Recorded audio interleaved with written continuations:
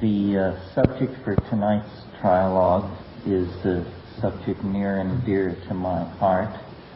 You might even say it has my initials on it. I had decided to talk about time, and then there was a request to do so that must be the general drift of our interest and intent as far as what I can contribute.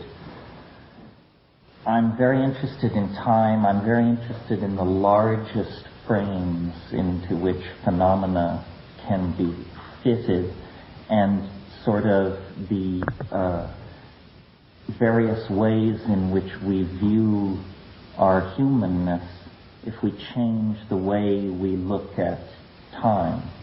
And I think that it's sufficiently unsecured by science that we need feel no trepidation about doing this. What I mean by that is examine or recall to yourself for a moment what it is that orthodoxy teaches about time. It teaches that for reasons impossible to conceive, the universe sprang from utter nothingness in a single moment. Now, whatever you might think about that idea, notice that it is the limit test for credulity. In other words, if you believe that, you could believe anything. It's impossible to conceive of something more unlikely. Yet this is where science begins its supposed rational tale of the unfolding of the phenomenal universe. It's almost as if science is saying, give us one free miracle, and from there the entire thing will proceed with a seamless causal explanation. But there is an aspect to the phenomenal universe that I think impinges on anyone who undertakes to examine it, that is not given any weight whatsoever by science. And that is that when we look at the span of time which stretches from the Big Bang to the present moment, it's very clear, I think, that complexity has aggregated toward the nether end of this process in the dimensions in which we find ourselves. And for example, the early universe was very hot, and only a kind of electron plasma could exist. Hence, there was no atomic physics, no molecular chemistry, only the physics of plasma. By cooling, complexity appears.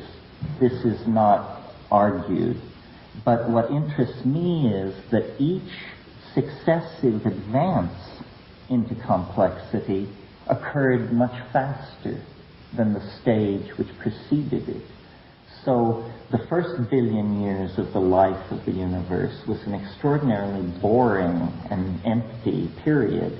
Basically, atomic systems were forming, the simplest elements were aggregating into stars.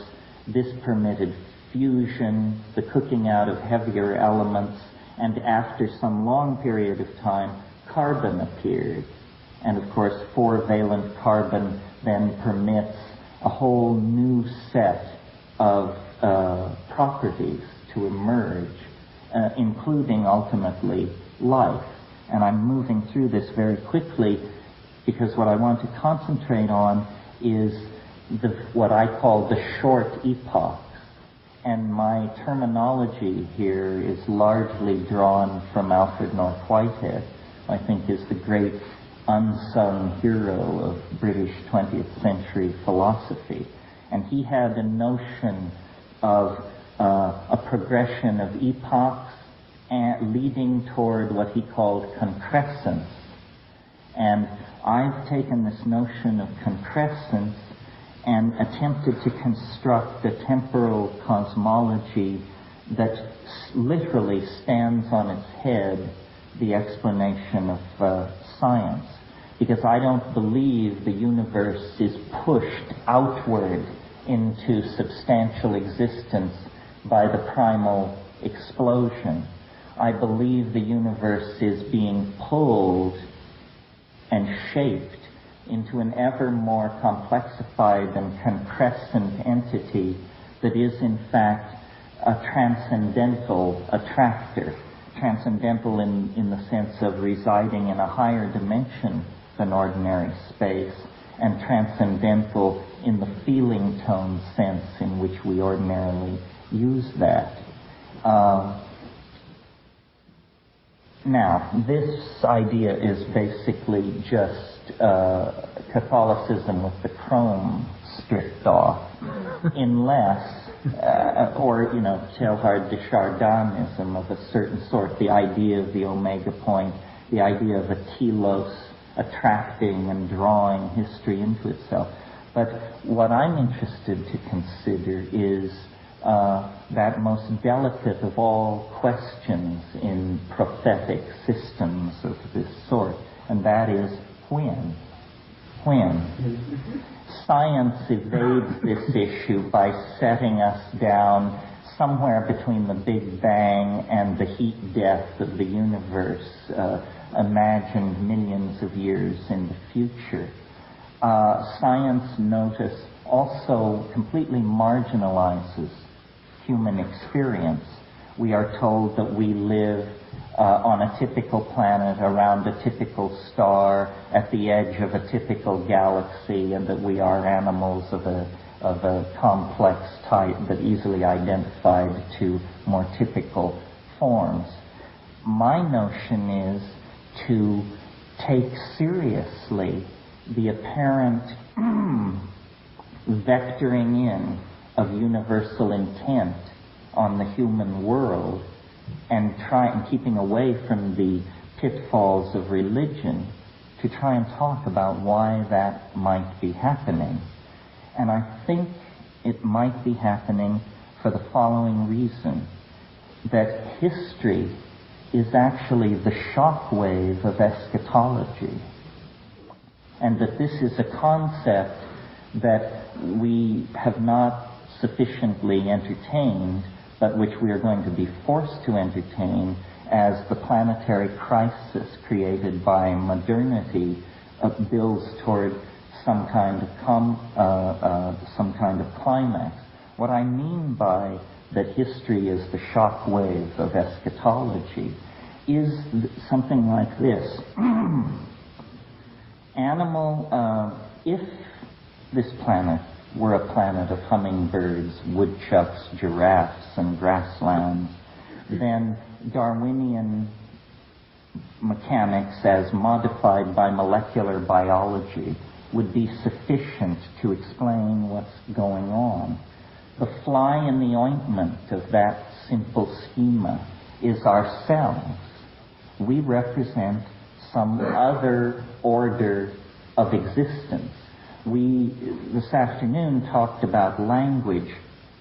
My notion is that out of the broad moving stream of animal evolution, a species was selected, fell victim to, the terminology can vary, but a higher animal fell under the influence of an attractor pulling us in the direction of symbolic activity. And this is what we have been involved in through theater, dance, poetry, chant, magic, religion, science, politics, cognitive and symbolic activity. And it's only occupied for all practical purposes outside the dreary world of chipping flint and picking fleas less than 25,000 years. It's a blink of an eye on the cosmic scale. It is the shock wave which precedes eschatology. An analogy would be, think of the undisturbed surface of a pond. If the pond begins to boil, it indicates that some enormous protean form is moving beneath the surface and is about to, in fact, make its presence visible. This is what history is on the surface of nature. It's a boiling anticipation of the emergence of the concrescence, or the transcendental object at the end of time. And it has been anathema to discuss this in secular society, even New Age secularism, because this has always been the province of beastly priests and their hideously hierarchical and constipated religions, so that decent people have tended to turn away from it. But in fact, this is some kind of primary intuition about our circumstance. And the reason it's important is because we now are in a situation of planetary crisis, where you don't have to be an enthusiast for Whiteheadian metaphysics or psilocybin or the more arcane metaphors of Terence McKenna to realize that we are approaching our limits. It's inconceivable to speak of 500 years in the human future. History is a self-consuming process, and all we need do at this point is extrapolate any of a number of curves. Here are some of my favorites. The spread of epidemic sexually transmitted diseases, the proliferation of thermonuclear weapons, the dissolution of the atmospheric ozone, the rise in world population. When these curves are extrapolated, it's very clear that we have taken business as usual off the menu.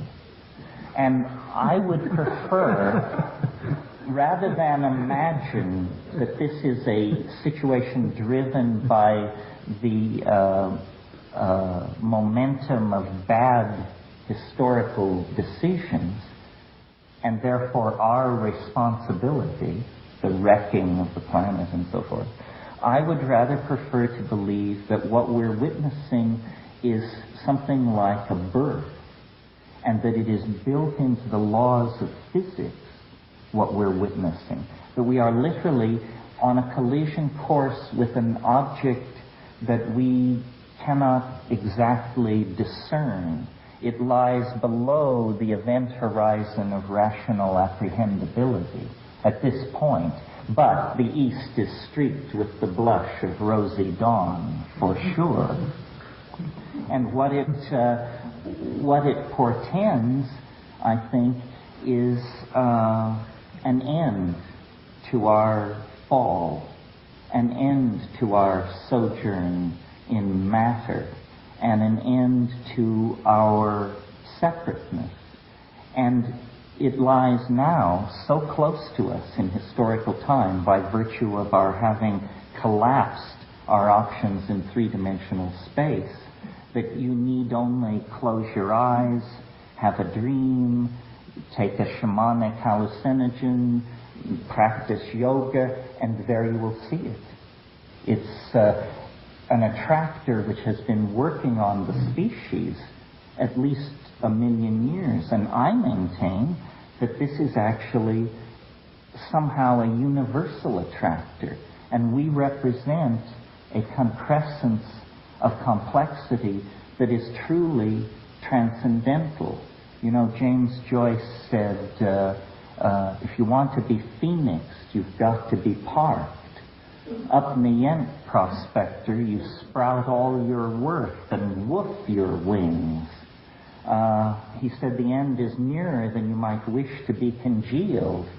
And I'm essentially carrying this same notion, because I think that otherwise we're going to be victimized by an enormous pessimism arising out of the bankruptcy of science, positivism, ordinary politics, so forth and so on. The ride to the end of history is going to be a white-knuckle experience. And I offer this metaphor in the hope that it may make the trip to the transcendental object glittering at the end of time an easier ride. Gentlemen.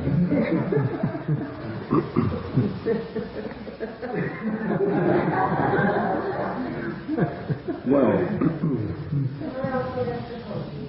yes, let me fill in the footnotes. It refers to the last things, the final things, the eschaton. The eschaton is a kind of neutral way of saying what some people call the Buddha Maitreya, what some people call the flying saucer at the end of history, the second coming. It's the last thing, the eschaton, and I see it as a kind of, what I think is happening is that all boundaries are dissolving, and the boundaries between men and women, between society and nature, and ultimately the boundaries between life and death. And we are going truly beyond ambiguity, beyond syntax. We have been trapped in a kind of demonic simulacrum for 25,000 years, created out of language. And now somehow this accelerating process of involuted connectedness that characterizes this Whiteheadian progression of epochs toward the concrescence is in fact being fulfilled, and it's I think quite extraordinary. Well, this I think, Terence, it sounds a little more optimistic than I've heard you before. If I'm not mistaken, that although in this model you accepted the one miracle of science, the Big Bang fantasy, for your creation myth, and then you reflected it into a similar event coming in the near future, about which you're concerned with the when, but I think you spared us and didn't mention the date this time. Yes, I thought it should be a sort of a generalized discussion of the assumptions that come out of this kind of thinking. But when the forthcoming event, that the optimistic part is that I think for the first time I've heard you describe it as a birth. The optimistic event is interpreted by you as an eschaton. This is, I think, a myth made real, like a Christmas tree where the events of history are kind of pasted on it, and as this tree sort of shapes to a point at the top, you've drawn history around it in an ascending spiral that just ends at that point where they put the star. Now, I think this is a myth, and that history can be wound on the form in a lot of different ways, and only by starting with an assumption, which to me is very symmetric and identical to the big birth of the universe that for which you make fun of science. I agree with you there. That far, we're together. But this, it puts me in mind of the history of history, where the concept of time in different cultures suits different models, of which there are but few. There's the bang-to-bang model, which you share with Teilhard de Chardin. There's the infinite linear progress model, which is pretty much discredited now by everyone. There's the reflection model, where a cycle is completed and then repeats at the beginning, and 4 more epochs, or 5 or 10, in a cycle of epochs which might be never-ending. There's the Kurt Gödel model, in which time goes forward and closes on itself without reflection by going around a torus and coming back. Many ancient societies shared this one, where it was understood that this is something like your theory of the homing pigeon, that every action we are doing today will be repeated again another day. I think also that these different models for history, which are essentially mythical structures, that is, no pseudo-scientific evidence could be given to distinguish one from another. They start on the basis of belief. And then it is thought that what follows from this particular belief of a certain model of history is the actual evolution of that culture into some shape which is to a degree determined by the model and which has been analyzed in the different cultures, comparing the different evolutions of the culture with the creation myth and model for historical time in each one. Eric Vogelin, for example. Then it's also thought that, well, now that we have archaeology, cultural history, and so on, we know this much. We know there's different models of time historically, that they fit into a certain pattern, and by and large it's thought that they give guidance to the evolution of that culture itself. In other words, if it's not true that tomorrow is already determined and we just have to do a good job to follow our dream, if it's possible that what we do, think, or say affects the future, then it's important which historical model we choose, because the myth itself guides action, determines evolution, at least influences to a degree the outcome. I'm not saying that belief in an eschaton guarantees an eschaton, because I don't think the influence of our belief is that seriously important. I don't see, though, even accepting the Christmas tree and the point with the star, I don't see why it would be a birth or a death or anything other than a simple cultural transformation, which is more or less timed by, presaged by, announced by the shockwave at the end of, well, this epoch. Why not just a simple social transformation like the Renaissance? Well, because the planet can't bring forth further societies. We've come to the end of our road in Newtonian space. And that's what I wanted to say. I mean, wouldn't you agree, Ralph, that when we look back over the whole history of life as known to us, what it appears to be is some kind of strategy for the conquest of dimensionality. In other words, the earliest forms of life were fixed slimes of some sort, and then you get very early motility, but no sense organs. The being literally feels its way from one point of perception to another.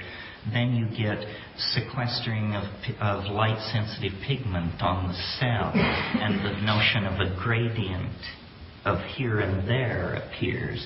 And then for a long, long time, it's the coordination of, backbones, skeletons, binocular vision, so forth and so on. Then with us, some fundamental boundary is crossed, because we are beginning apparently the conquest of terrestrial space ended with the cheetah or something. But in us, what begins is the conquest of time, first through memory and strategic triangulation of data out of memory, and then with the invention of epigenetic coding, writing electronic databases, and ever more deep and thorough spreading out into time. And so this eschatonic transition that I'm talking about, essentially all that's happening is that the deployed world of three-dimensional space shrinks to the point where all points are cotangent, and it literally goes into hyperspace. It's no longer a metaphorical hyperspace. And so what we're saying here is, you're right, it's no big deal, and yet what it actually will come to be seen to be is a transition from one dimension of existence to another. But a continuation of this universal program of self-expansion and transcendence that can be traced back to the earliest and most primitive kind of protoplasm. Isn't this a fancy way of saying we're running out of time? Yes, time is speeding up. There isn't much left. Someone said time is God's way of keeping everything from happening all at once. Well, my notion is that we are caught, think of the transcendental attractor as a kind of black hole into which we have fallen into its basin of attraction, and now we're circling ever faster, ever deeper as we approximate and approach to this singularity. The eschaton is simply a singularity. It exceeds rational apprehendability. Somehow, intrinsically, in principle, it lies outside the framework of possible description. We're on a collision course with,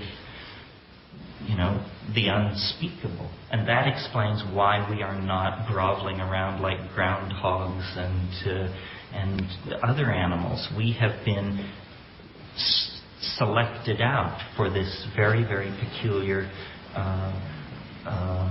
metamorphosis via information and the conquest of dimensions to become something completely other, a new ontological order of being, as we represent now a new ontological order of being when contrasted to animal life. Now we're apparently about to take one more step. But it's too early to tell. Let me just respond for 1 minute, then we'll see what Rupert thinks of this. I'm afraid I'm basically so pessimistic I can't really dispute this or go on. Nevertheless, for the sake of theory, let me say that this pessimism is just a matter of faith, because using these historical arguments and timings you've just described, we have sort of mixed here together the good and the bad. Everything is accelerating. On the one hand, we have the population explosion itself, the destruction of the biosphere, and so on. The complexity, the rate, the seriousness of all this, the irreversibility, the finality, the eschatology of this is, as a matter of fact, climaxing. Meanwhile, we have language, as you say, if it's 25,000 year old or 60,000 or even at most 100,000 as some people think. That is really recent on the time scale we're talking about. And then we have such things as agriculture and the urban revolution, and now we have automobiles and airplanes and computer. You spoke about memory. Computer memory has somehow increased our intelligence by an enormous amount. So on the good side, we have all this increase in the complexity and the fractal dimension of life is more or less to our benefit. So we have, as it were, a race between two processes, both of which growing faster exponentially. But we don't know for sure which one is growing more. And furthermore, the possibility of a miracle can't be ruled out due to the fact that we wouldn't even have got this far without a series of miracles. For example, the miraculous appearance of oxygen in the atmosphere. Well, so if there is a race, it's a subtle matter, I think, the way in which the myth of the eschaton could intervene in this race between the two accelerating processes. That's all I wanted to say. What do you think, Ruth? Well, I think, I agree with you. This is a cultural pattern. The Judeo-Christian tradition takes further tendencies already there in early civilizations. A sense of movement towards some end. Apocalyptic prophecy, the last book of the Bible, the book of the Apocalypse, speaks of things not unlike those that Terence does. It's very similar. And as he's well aware, this apocalyptic nature of his thinking is a transform of a vision which appears in Christianity and in Jewish messianic and apocalyptic literature. So the question is, to what extent is the pattern of acceleration we see in our culture a product of the fact our culture is based on this myth of history? Or to what extent do these visions reflect some true perception of a cosmic process, something far beyond history?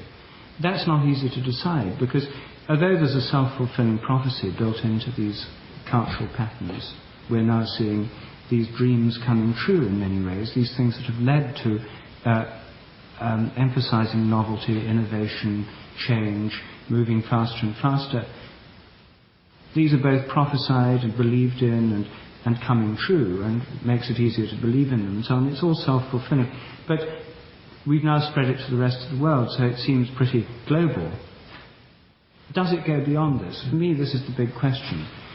Is there a real, in this prophetic vision, a real influence of something beyond humanity, beyond history, which Terence thinks there is, namely the transcendental object, the attractor, or, as Teilhard de Chardin would put it, the omega point? Or is there not? And if there is, how limited is it in its range of application? Are we talking, as Terence sometimes seems to be, about something just happening on Earth? I mean, I have the same problem with Christian apocalyptic speculation. Teilhard de Chardin, for example, he talks of the noosphere around the Earth and this growing emergence of consciousness here. Is he talking about the transformation of this planet and of humanity? Or is he talking of the transformation of the entire universe? And you have the same ambiguity in the New Testament, when St. Paul writes, the whole creation groaneth in travail. The idea of the whole universe groaning in travail for the coming of a new birth, of a new age. So this is the real question I have to Terence tonight, is how provincial is this vision? Are we talking about the future of human culture on this planet? Or are we talking about the future of the solar system, the galaxy, or even the entire cosmos? Because if we're talking about this planet, a lot of these accelerating changes, graphs, extrapolations look pretty plausible. If we're talking about the solar system or the galaxy, I don't think astronomers in the last few years or decades have suddenly noticed curves rushing off to some extreme point where we can expect stars all over the galaxy to turn into supernovae, planets all over the solar system to collapse, crumble, or otherwise undergo dramatic alteration. The history that we're so preoccupied with here on Earth, human history and the effects of human activities, doesn't, as far as we know, seem to be mirrored in changes going on anywhere else in the solar system, the galaxy, or the cosmos. So just the question really is, how limited is this vision? And are we just talking about the destiny of a small planet which has come under the for some reason under some planetary attractor? Whether it's human-made or human-making, we can leave aside for the moment. And what's your view on that? Well, I've thought a lot about it. It's a difficult question. If we extend the search for a universal crisis beyond the Earth, the only evidence that has been offered by anybody is there is some kind of problem between nuclear theory, which has been very well established for 40 years, and the neutrino output of the sun. And in trying to account for this, your choice is either that nuclear theory requires serious modification, which doesn't seem likely since it's worked in all other cases up till now, or there is in fact something wrong with our star. Searching for pathology beyond the solar system in the cosmic environment is, I think, outside the present reach of our technical ability. I tend to think, though the time wave that I've elaborated can be extended back into the pre-biological domain, I tend to think that this is a phenomenon of biology that I'm talking about, and that it is just one small planet, and that biology is a process of conquering dimensions, which once it starts, it, as a primal slime, it accelerates and it bootstraps itself to higher and higher levels at tighter and tighter turns of the spiral, and that we are now in the process of seeing it essentially exhaust and abandon the planet and carry itself into this other dimension. So it's a phenomenon of biology. That's why all these metaphors of Gaia and Gaian interaction seem cogent to me. But the whole point about biology is that the earliest forms of life came with plants are related to the light of the sun. And the whole of biology, the whole of the plant kingdom, the whole of the transformation of the atmosphere of the planet is dependent not on merely terrestrial events, but on our relation to the sun and the wider cosmic environment, since the elements of carbon and so on are produced by the dust of supernovae, of exploding stars. So biology on Earth is rooted in a much larger ecology. And so first of all, I don't think the evolution of life on Earth can be regarded as merely terrestrial or merely biological in that sense. And secondly, every human culture that talks about some light pulling it from ahead, some vision that's going, has tended to talk in terms of images of celestial influences of one kind or another. Sky, planets, stars, heavenly influences of one sort or another, which suggests to me that if we're to take them literally, and you take most of these things quite literally, really, that we have to look for influences from outside the Earth working on us. The transcendental object may be located or channeled through the sun, other stars, planets, constellations, something to do with the astronomical environment. Well, if it is truly a higher dimensional object, then it is in some sense everywhere in this universe. And so all routes of evolutionary progress may lead into this. It's a kind of universal hologram of time and space into which we enter into some kind of, I suppose, galactic community of intelligence or something. In other words, biology, if I understand what you were implying in the early part of your statement, I agree, yes, that spores or viruses or bacterium probably percolate and permeate through the physical universe. And wherever they come upon a planetary environment in which they can work their magic, then life takes hold, and from then on, life, it's a battle in which life attempts to modify the abiotic environment and control it and keep it at equilibrium sufficiently for the program of bios to be put into place. And that program is to go from this initial seed to a return to the higher hidden source of all outside the pleroma of three-dimensional space. It's a kind of Gnostic return idea. It's an idea of alchemical sublimation and rarefaction. I see the cosmos as a distillery for novelty, and the transcendental object is the novelty of novelties. And when we formally define that, we discover we are getting something like a Leibnizian plenum, a monad of some sort, a tiny thing which has everything enfolded within it. And that means that you're in another dimension where all points in this universe have been collapsed into cotangency. And it is an apotheosis. It is an apokatastasis. Something else in Greek, I'm not sure what. Pure poetry. While trying to listen to this, did I not observe a consensus that, as a matter of fact, it's provincial? Is that right? That I'm suggesting biological catastrophe on planet Earth.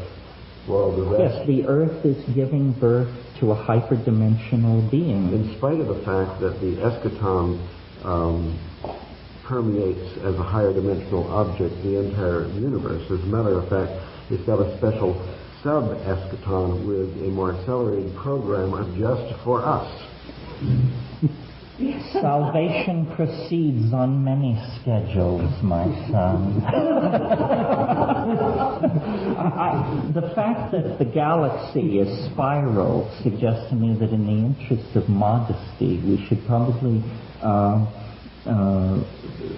confine this supposition to the notion that it's happening within the galaxy. It's perhaps what spiral galaxies are about. Well, the sun is burning out. People believe that. A mere 500 million years to go.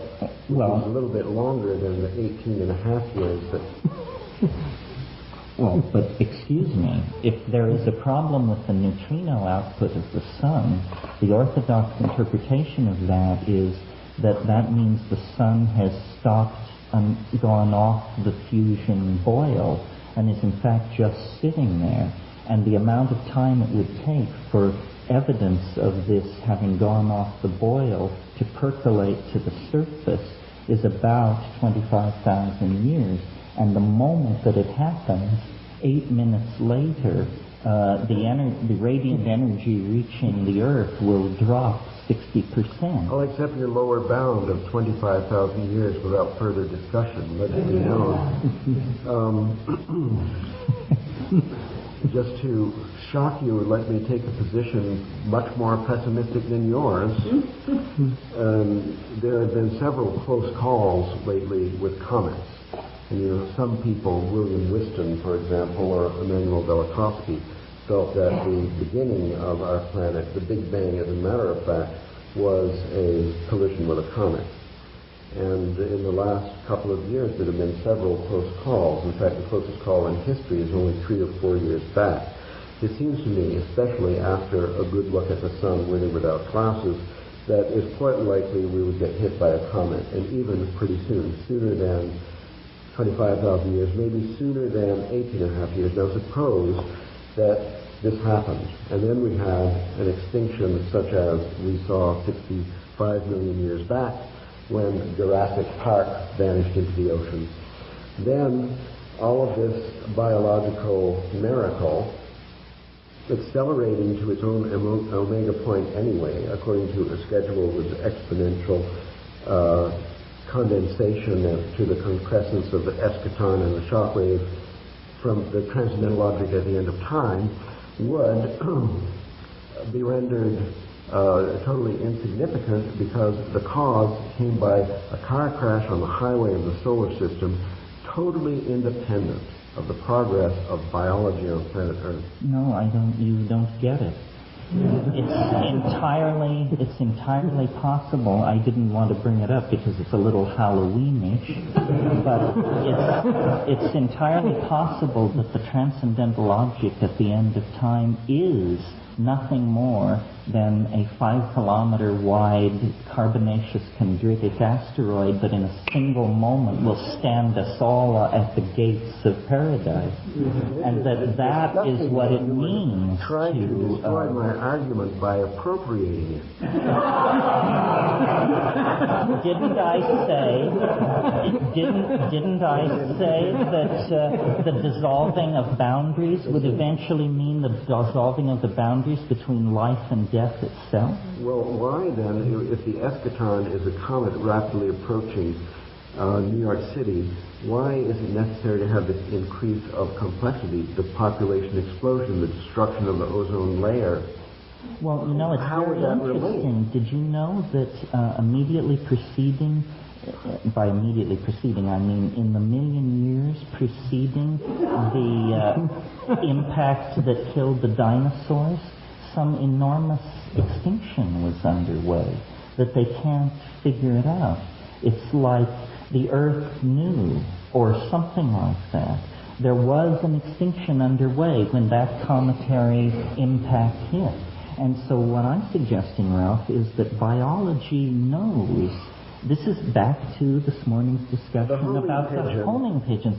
Biology has a complete 4-dimensional, 5-dimensional map of the planet's history. What the hell? The comet's on the way. Let's get it on. The planet says the comet's on the way. Let's get these monkeys moving toward the production of sufficient complexity that when this impact event occurs, it will have a transcendental rather than simply an opportunity to escape into another dimension.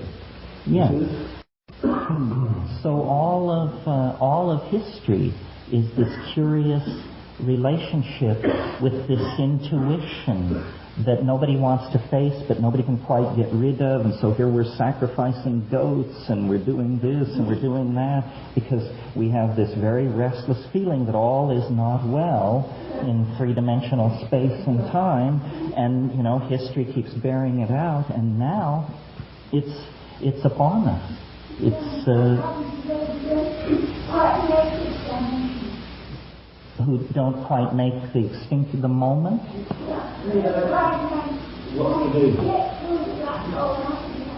Well, the instructions... Well, here's the idea. Jorge Luis Borges, the Argentine surrealist, he had an interesting idea. He felt that a species could not enter hyperspace, whatever that means, until the last member of that species perished.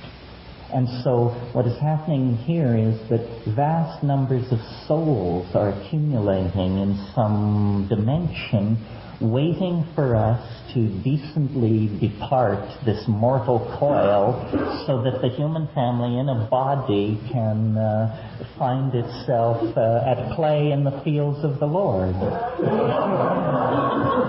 Look to a Christian, after all. All along.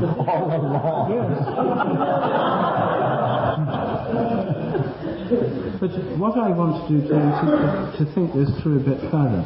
Given that there'll be this, we used to think that this great transformation of humanity, a kind of collective near-death experience, except it would be an actual death experience, would be brought about by a nuclear cataclysm. Well, although the bombs are still there, that model's gone out of fashion for some reason. I mean, it could easily come back. But currently, we're now more into ecological. Your list, apart from nuclear proliferation, had the ecological apocalypses. Anyway, we've got all these models. Let's assume that it happens, that this happens, there's this sudden transformation of humanity and dogs and cats and everything else into this new... They're taken up into the transcendental attractor. Now, what effect does this have on the rest of the universe? That's my question. Leave aside the details on that. Well, I think it's not an answerable question, but it is in fact what we will then set out to understand. That we are literally packing up and preparing to decamp from Newtonian space and time for the high road of hyper-dimensional existence. And we may find ourselves, the least in the grand councils of the who knows what, or we may find something, I imagine, entirely unsuspected. In fairness to the audience, I should say, these things don't spring de novo for me. I talked this morning about shamanism anticipating the future, and that was how that magic was worked. Well, if you pursue these psychedelic shamanic plants, there is inevitably this conclusion scenario or this apocalyptic intuition, and I think that shamans have always seen the end, that the human enterprise in three-dimensional space has always been finite. And in the same way that ontogeny recapitulates phylogeny as we look back into the past, it seems reasonable then to assume that death, which we have spent 1,000 years turning into a materialist vacuum, is in fact not that at all, and that there is an enormous mystery that hovers over our existence, and that it is only unraveled beyond the grave.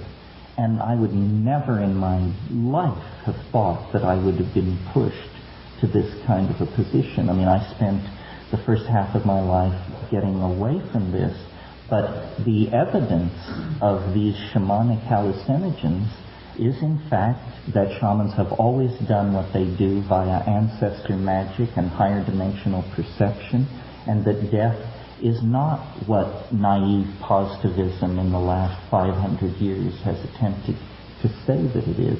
And I realize that it's incredible to suppose that here at the apex of materialist, positivist, scientific civilization, we're going to make an orthogonal turn into an understanding of what lies beyond the grave. But in fact, I think this is probably the paradigm-shattering, world-condensing event that is bearing down on us. Conversion in progress. All right. Well, given all that, I want to know whether this has happened somewhere else. Because if it could happen on our planet, change the entire conditions of dimensionality throughout the galaxy, or let us perhaps the cosmos, what makes you think that our planet's the first? No, I don't think that. Well, if it's happened elsewhere, what effects will it have elsewhere in the galaxy, on planets elsewhere in the galaxy? What effect do you expect it to have had on us already? Well, it seems to be the content of it when you explore it, when you explore the adumbrations of the transcendental object, and you see all this transhuman alien data. That is essentially what it has become in its past history. It wears upon itself the imprint of, because see, all life is finding its way back to some kind of source that is in a higher plane. And that's why it has this alien presentation, because it has maybe 1,000 civilizations poured into it, or 10,000, or 50 million. Who can know? The universe is old already. But it is, it pervades the universe like a gas in a higher dimensional space. What I can't work out then is whether we're talking here about some planetary virus that gets hold of civilization after civilization, or planet after planet, and causes them to auto-destruct in this particular way. Or whether we're talking about some cosmic process, because whatever it is, it seems to be pretty local to planets. It seems to me it's just a continuation of life's program of conquering whatever dimension it's up against that it has not yet conquered. And probably that process is endless. That's what life is. It's a chemical strategy for the conquest of dimensionality. And it carries out this program come hell or high water. Just like striking a match. Biology comes to a planet, and then the flame leaps up, and then pretty soon it burns out through the exhaustion of resources and the arrival of the shock wave of the eschaton for that particular planet. Biology there is extinguished once again. And what is left in the ashes is the alchemical lapis, the Sophic hydrolith, the one thing. Right?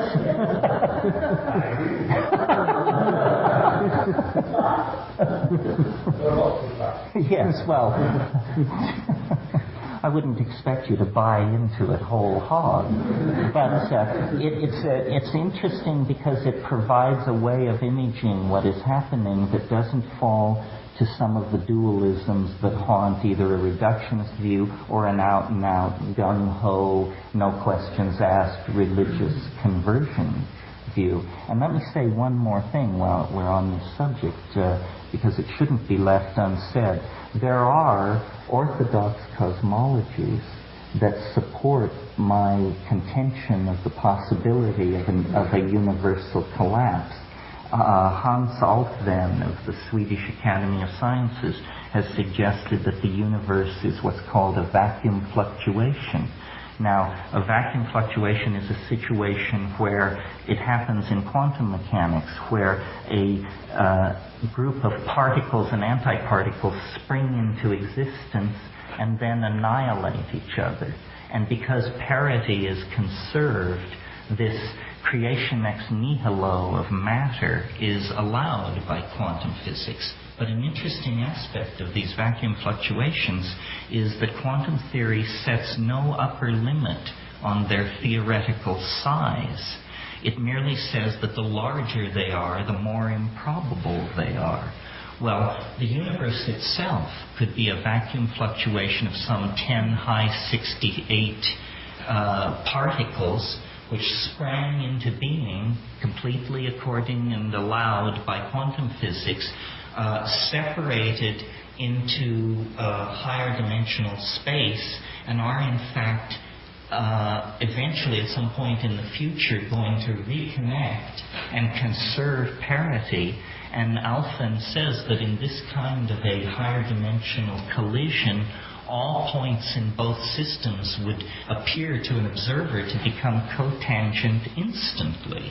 And what that would mean is, he's saying that the material universe potentially could disappear in a single moment across megaparsecs of space and time, and all that would be left, Alphen says then, is light. Because light does not have an antiparticle. It is different. It is the exception. And no one knows what the physics of light, a universe made only of light, would be like.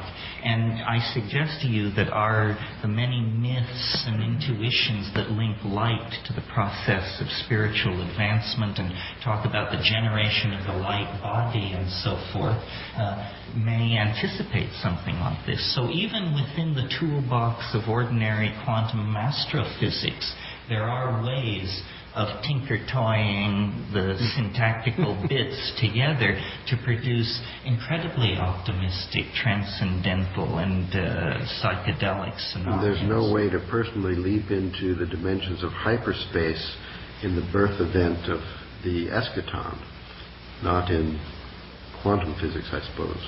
We're talking about a different kind of thing. What about the timetable, Terence? So far it seems like your idea is pretty similar to Teilhard de Chardin, and except you said he didn't give us a timetable. So assuming we have sunshine for 25,000 years, you mean when do I think it will occur? Yeah. Well, it's sort of weird to talk about that because it rests on a formal argument where you have to look at a lot of historical data. What I did was I produced curves that I felt were reflective of the ebb and flow of novelty in time. Then by fitting these curves to historical data, and granted, history is not a quantified entity, but nevertheless, there are certain there's general agreement, for example, that the Greek Renaissance was a novel time, the 20th century was a novel time. So by doing this, I slowly refined down a prediction based on a spiral closure, which makes it happen much faster than you would expect, of the winter solstice of 2012 AD. After I had made that calculation, I discovered to my amazement that the Mayan civilization had a very complex cyclical and recursive calendar, and it too indicated that same date. I think if you take these World Bank, United Nations strict, objective data curves and put in the fudge factor of the unexpected, it seems pretty reasonable to suppose that at least there is a nexus of prophetistic intensity of some sort that has caused a number of traditions for some reason to get focused on the late months of 2012 AD. When I attempted to understand objectively what could be going on there, using computer simulations of the star fields, a program called Voyager that lets you see any place in the solar system 10,000 years in the past or 10,000 years in the future, it turns out that there is something unique about this December 21st, 2012 solstice. It's a solstice which will occur at the heliacal rising of the galaxy. What that means is once every 26,000 years in the precession of the great year, there will be a winter solstice sunrise that catches 28 degrees Sagittarius on the plane of the galactic ecliptic. What does that mean? Who knows? Certainly not me. In Hamlet's Mill by Giorgio de Santillana and Helga von Deschent, who were both very well-respected historians of science, they suggested that for ancient peoples, these were somehow galactic gates or way stations of some sort through which souls had to transit to make their way back to their higher and hidden home. This is not compelling stuff to me. I find it a little too mediumistic or something, but nevertheless it is an objective fact that the heliacal rising of the galaxy, which occurs once in 26,000 years, will occur on this date I chose, and that I did not know that at the time, nor did I know. Well, that's interesting, I agree, but let's look at this. We have here the coincidence of three different things. One is what you did looking at historical data, which I think we could fairly describe as a novel and very interesting and fancy kind of mathematical extrapolation of historical data that does sort of culminate in a point. We grant you that. The other two things, the Mayan calendar and the greatest astronomical conjunction in 26,000 years, these are both periodic phenomena. The Mayan calendar repeats the cycle in 26,000 years, and the greatest conjunction in the galaxy, from our perspective in the galaxy, recurs every 26,000 years. So they could be expected to recur once more before the sun gives its last gasp and biology must extinct. So if we would weigh these things equally, it would kind of suggest that your mathematical extrapolation, which is good, I like it, but it's not the same as the reportage of a shamanic clairvoyance that you were talking about, of a hyperdimensional investigation. This is more like academic scholarship with huge database of history and this imaginative curve used to extrapolate the data. So this suggests that your extrapolation curve could actually be reversed, like you take it like this, it ends here, you take it out and you rotate it around and you put it back there. And then you have a completely different model which must necessarily, without a doubt, equally well or poorly fit the historical data up to now, and yet it has a future, but only for 26,000 more years. In spite of this, that it's not a shamanic reportage, it's not an ironclad extrapolation, and it's not a coincidence with two other disparate eschatological predictions, then I think the case for this actually being the omega point is weak. You should think about this. It's an important day. It's some kind of transformation. As far as the transition from all of us into the fifth or eighth dimension, I don't see a case for it.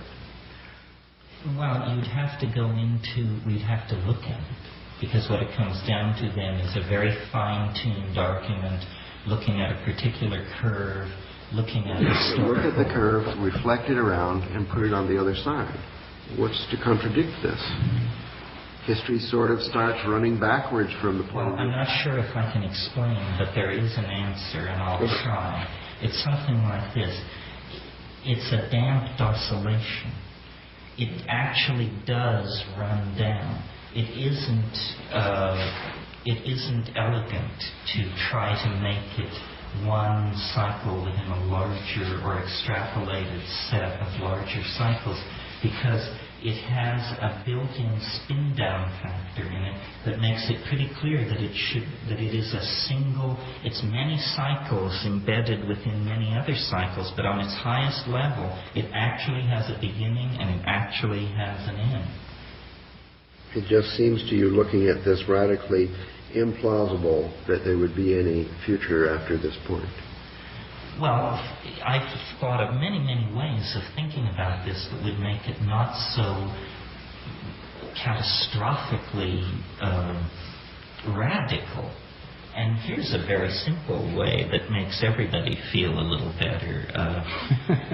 Suppose that what happens on December 21st, 2012 is physicists who have been laboring for some time toward the technology of time travel actually succeed. Well, then suddenly the wave is fulfilled, and yet the heavens do not fall, and angels don't appear to lift us into paradise.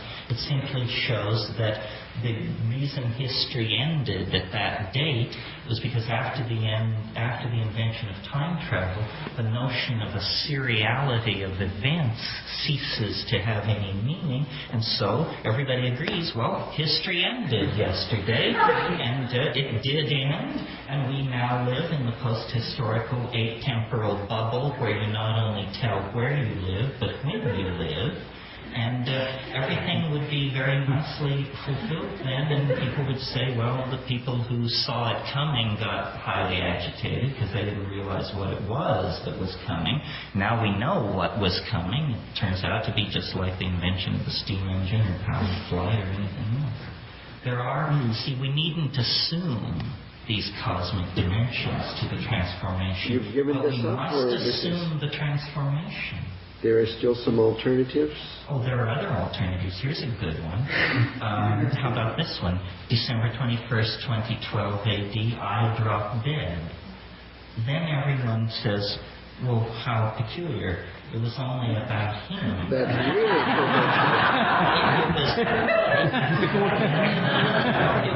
It was just we were all swept along for 45 years in some bizarre mathematical hallucination that this very glib Irishman was able to foist on, and it's totally fulfilled, and yet again the heavens don't fall nor the oceans boil. So, but I'm telling you, Ralph, there's something out there. There's something out there.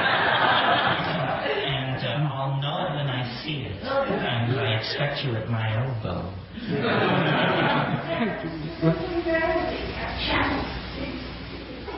Well, I'm sort of a bad person to try this all out, and I'm kind of an unfortunate bearer of this message, because if you knew me, you would know that I'm actually not a very pleasant or nice person, and I'm very hard on, there's nothing, believe it or not, I hate unanchored speculation. And yet I find myself in the position of leading the charge in the greatest unanchored speculation in the history of crackpot thinking. So it bothers me. See, my method, which I can't really go into tonight, but it's very formal. What I say is, it's very easy to predict the future, because who the hell can say you're wrong, you know? It's just fire-free zone. Predicting the past, on the other hand, is very, very difficult because it's happened. So if you're wrong, everyone will know. So what I have done is make a career out of predicting the past with a wave which proceeds right past the present moment into the future. And my argument to my skeptics is, my wave has correctly predicted any past moment that you can conceive of. Therefore, there is a certain intellectual obligation to at least take seriously the contention that it predicts the part of history that has not yet undergone the formality of actually occurring, as Whitehead would say. And if under different circumstances, I would demonstrate this wave, because it gets down to a very, very finely grained argument about the vicissitudes of history and where the great changes lie. And without that, it's a sort of arm waving at this point. Terence, I've just got one final question I want to ask you about this, which is that other people who tell us the end is at hand, as in placards, the end is at hand, prepare to meet thy doom, right, suggest that this requires some kind of special moral preparation on our part. Now, does yours come willy-nilly, no need to get ready for it in any particular way. Would you recommend some special kind of preparation? Well, this is a very difficult question for me because much of what I was involved in many years ago was political activism, political struggle, and yet when I go to my sources on this matter, they assure me that it's a done deal, and that possibly one might spend one's time reassuring other people, but only if you felt like it, or something like that. The walls are now so high, the creode so deep, the momentum so tremendous, that I really don't think anything could swerve or divert us from what we are being drawn into. I wasn't thinking in terms of more recycling and so on. I was thinking in terms of moral preparation, or conscious preparation. Well, conscious preparation, I think people should drive out and take a look at the eschaton at the end of the road of history. And what that means is psychedelic self-experimentation. I don't know of any other way to do it. But if you drive out to the end of the road and take a look at the eschaton and kick the tires and so forth, then you will be able to come back here and take your place in this society and be a source of moral support and exemplary behavior for other people. Because I think that as we approach the eschaton, remember I called history its shockwave, literally the Q forces, as engineers call them, the vibrational forces that will rip the wings off an airplane as it approaches hypersonic speed. History is good. That's what I meant when I said it will be a white-knuckle ride. There is an outlandish amount of vibration in the next 19 years. It's going to look good, then bad, then worse, then good, then bad. And if you haven't driven out to the end of the road and taken a look at what's waiting, it'll just drive you nuts what the next 20 years are going to be like. Because all the resonances of all past time are now in the close packing phase as the thing is squeezed down and the contradictions are rubbing up against each other. Boundaries are dissolving all around us. The Soviet Union, gone. Yugoslavia, gone. America is a great power, gone. Good taste, gone. Boundaries dissolving all around us. This is going to happen faster and faster and faster. And governments now, all they're doing is managing a spreading wildfire of uncontrolled catastrophes and trying to keep us in the dark about how bad things really are. And so it's good to go out and take a look and reassure yourself that it's there. Time to open it up. Yes. Terence, you sound to me like a psychedelic version of Karl Marx. Well, Marx was the last great millenarian theoretician in Western civilization. That's right. He was convinced that history was the result of the interplay of conflicting classes, and once that conflict had been removed, history itself would cease. And I hear a similar story, except the players are not the classes in society, but these various forms of global problems that we have. And it could be that it's a kind of test arranged by this attractor down the end of the road there that's leering at us and saying, let's see if you guys can get yourselves together enough to get around this one and show us that you can reach a higher stage of evolution. If you don't make it, you don't survive. If you do make it, then you go to the next step. It's an initiation ritual. A sort of, yes. I shouldn't put in this kind of phraseology. A series of hurdles to be leaped as we approach the end. Your kind of language. It's not something I exactly express it, but it's a fun way of talking about it. So it might not be the end. It might just be like entering the Masons or something like that. Yes, well, it's impossible to say. But you're right, certainly, that all of these factors are coming together. I don't see it as class war. I see it as a kind of universal Manichaean struggle between habit and novelty. And, habit is forever dragging novelty back down to its level. And novelty is forever conniving new ways to escape the control of habit. But the good news is, over vast spans of time, novelty always wins. And what we're simply seeing is novelty crossing a particularly significant milestone in its infinite journey outward towards self-expression. What about all these people that say we're merely crossing from the Piscean age to the Aquarian age, and the emergence of high-speed electronic communications, etc., is the typical symptom of the Aquarian age, and it's high-speed communication, not astrology, but, and all this turbulence is because we're right at the point where we're crossing. See, I think that as we approach this eschatological object, the number of interpretations of what it is will just proliferate exponentially.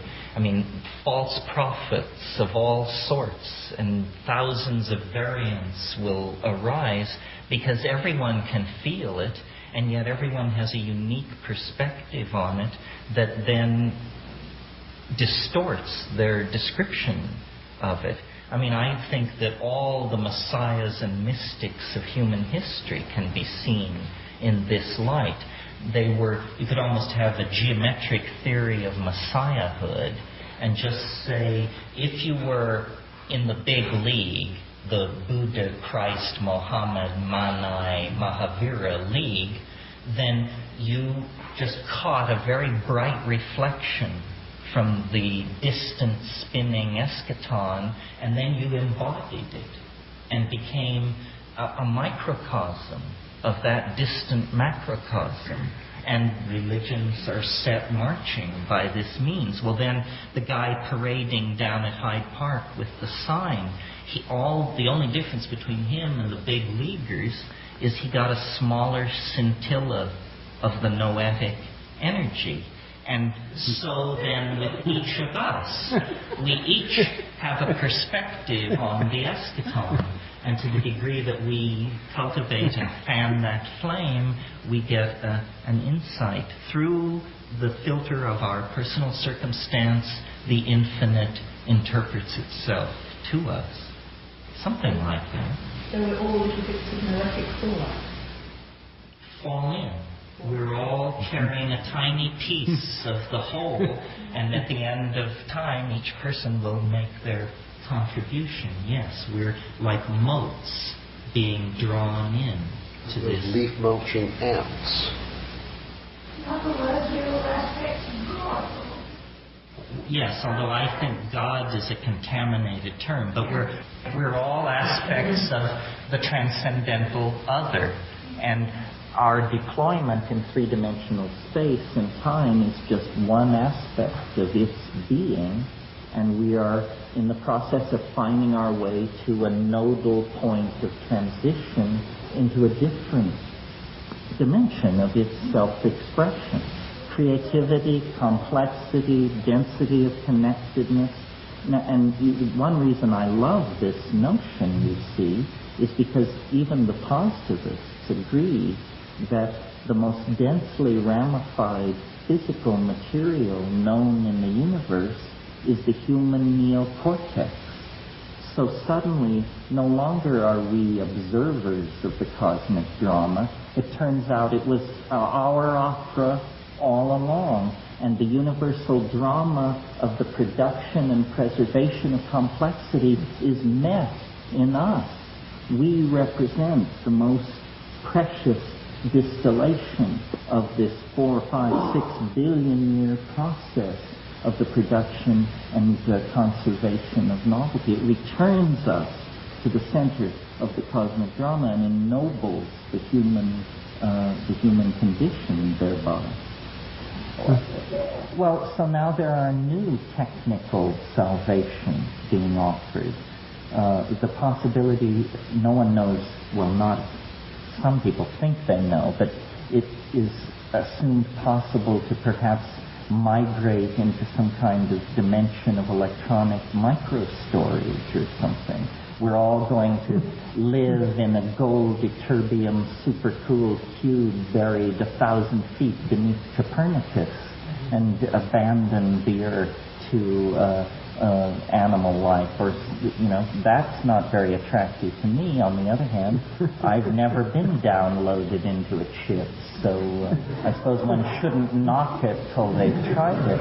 But the virtual realities that I have seen have been hideously sterile and cartoon-like. On the other hand, predicting the pace of technological innovation, especially with these new technologies, is very, very tricky. The study of neural networks, parallel arrays, they are pushing out in directions where there could be unexpected breakthroughs in the imaging of human intelligence. Or take the cold fusion thing a couple of years ago. It turned out not to be so, but for a moment, the whole thing hung in the balance there, you see. There could be more of this kind of thing. No one is directing or controlling the creative energies of this species. It's being driven by thousands of micro units called companies, all pursuing agendas they won't discuss with anybody who hasn't signed a non-disclosure agreement. So God knows what they're doing out there, and they're fiddling with life and mind and intelligence and micro dimensions and, you name it. So given the past history of technological development, I certainly wouldn't rule out breakthroughs that could make the timetable of my scenario even seem conservative. Even less than a miracle could, as a matter of fact, sort of turn it around, push it to a new phase, like cold fusion. Yes, or, superconducting thinking machines, or any of a number of things. It's the future we're living in. Hollywood creates it, and we have to swallow it until something better comes along, or until we get sick enough of that system to do something about it. The design process of human civilization has been left to Bauhaus brats with their eye on their checkbook. That has created this international airport style of human coral reef that is absolutely abiotic and toxic. So art, I think here in the final moments of human history, we should push the art pedal to the floor and attempt to pour as much beauty into the human design process as we possibly can. Too long have we wandered from the notion that the good, the true, and the beautiful are somehow inextricably linked, and modernity teaches otherwise, but modernity has failed. Well, a revivified shamanism, which would be the culmination of this program of art that I'm suggesting. Essentially, on one level, shamanism is the art of gaining a familiarity with death. And this is what we must do, I think, because we've become so alienated from it. So part of what I talk about is a neo-archaism, that what we are, by leaving history, we're returning to the values that preceded history, where there was a great de-emphasis on material culture and a great emphasis on human bonding, feelings, cognition, that sort of thing. We have to re-empower our sense of self. We have accepted our place in a very rigid hierarchy as consumers of images, products, and ideas. And as everything dissolves, responsibility will flow inward to the individual, and we will be more and more held responsible for ourselves, our actions, our presentation. No more can we say, well, I'm white, or I'm American, or it won't work. We're entering into a domain of such freedom that the responsibility will be concomitant. And this is a beautiful thing. This is what all the struggle was about, human unfoldment. This is why all those kings were hung and all those enemies of the human spirit turned back and defeated.